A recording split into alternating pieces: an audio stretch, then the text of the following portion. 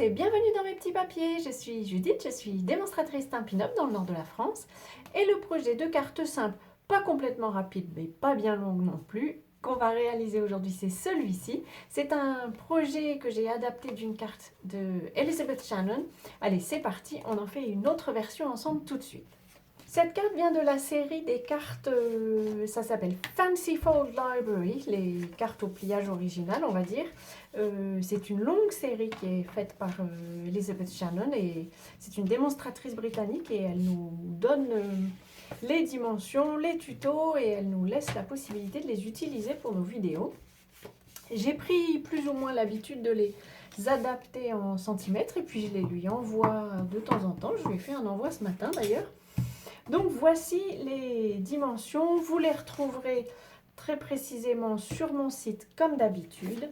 La base de carte est classique, elle mesure, je vais y arriver, 21 cm sur 14,85 avec un pli à 10,5, j'ai eu un trou, c'était très drôle, très bizarre. On va prendre un morceau de papier de série Design, je vais procéder de la même manière que celui-ci. Sur le principe, c'est donc une carte qui vient d'une démonstratrice britannique. Les Anglais ont l'habitude, souvent, quand ils reçoivent des cartes, de les exposer dans la maison. Si vous l'exposez dans ce sens-ci, elle tiendra sans aucun souci. Par contre, si vous tentez de l'exposer dans ce sens-ci, là, elle s'effondre, elle tombe. Comme l'expliquait Liz Shannon, il faut à ce moment-là mettre plusieurs couches sur ce côté-ci pour contrebalancer le poids. Ou alors simplement vous vous tenez à ce sens-ci. Je trouve que ça peut faire aussi un joli mini-album, c'est assez sympa. Ou alors une carte dans laquelle vous avez largement la place pour raconter quelque chose. Tout est possible. Le morceau de papier de série Design mesure, je vérifie, 9 cm sur 13. D'ailleurs, cette carte est à une dimension un petit peu, oui, je vous ai dit 14,85, mais non, c'est 14 cm parce que ça rendait les couches suivantes plus simples. De toute façon, toutes les mesures seront comme toujours sur mon site, dont le lien se trouve dans la barre d'infos.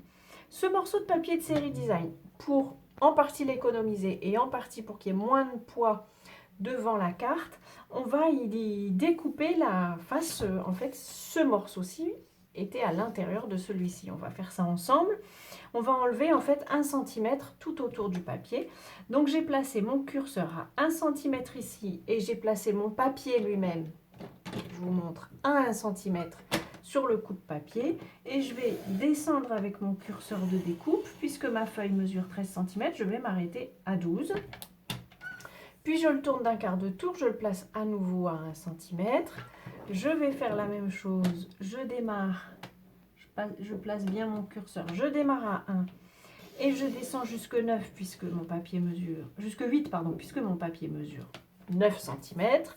Et je recommence dans ce sens-ci, je le place à 1 cm, mon curseur à 1 cm ici aussi, je descends jusque 12 et le dernier côté, je place mon papier à 1 cm ici, mon curseur à 1 cm sur cette règle et je descends jusque 8. On a donc deux morceaux qui s'intègrent l'un dans l'autre et qu'on va pouvoir placer dans nos épaisseurs. J'ai donc ce morceau-ci, je vais bien le marquer avec mon plioir en os. Je vais y déposer un filet de colle liquide. Donc là, j'essaye quand même d'en mettre tout autour. D'habitude, vous me voyez en mettre seulement un petit peu dans les coins.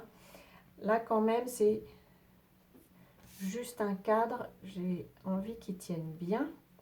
Et puis la colle liquide, ça va m'aider à bien le positionner. Ça me laisse un petit peu de temps parce que ça ne prend pas tout de suite. Voilà, comme ça, ça me va. Je prends la couche suivante que je vais coller aussi à la colle liquide. Hop. Alors, j'ai alterné les couleurs. J'ai pris le papier de série Design, c'est un papier qui vient de la collection Paysage en Carriole. C'est une collection qui est disponible sur la boutique en ligne. Je vous mettrai le lien, comme toujours d'ailleurs, sur la boutique. Comme ça, vous pourrez trouver le papier s'il vous fait envie. Au Verseau, on a des jolis paysages. Là, on s'en rend pas bien compte. Hop, voilà.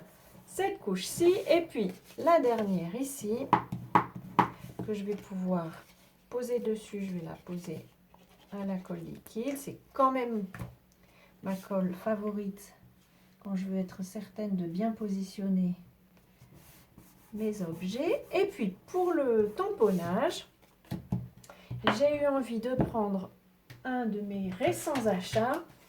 Il s'agit de Lisière Merveilleuse. On va prendre cette illustration-ci et puis ce souhait.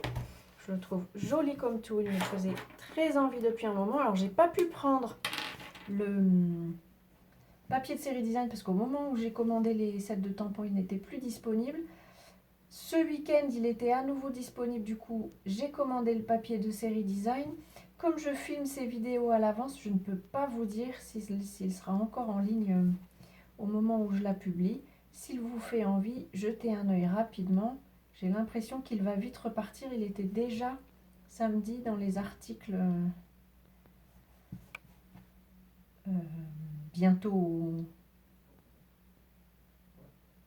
épuisés. Alors pas complètement épuisés, hein, chaque fois ils sont réassortis, mais ça prend un petit peu de temps.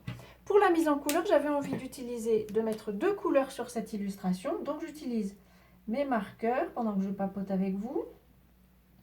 Et je les colorie en prenant bien garde de placer ma pointe de façon couchée comme ça pour ne pas abîmer la pointe feutre, la pointe pinceau de mon feutre.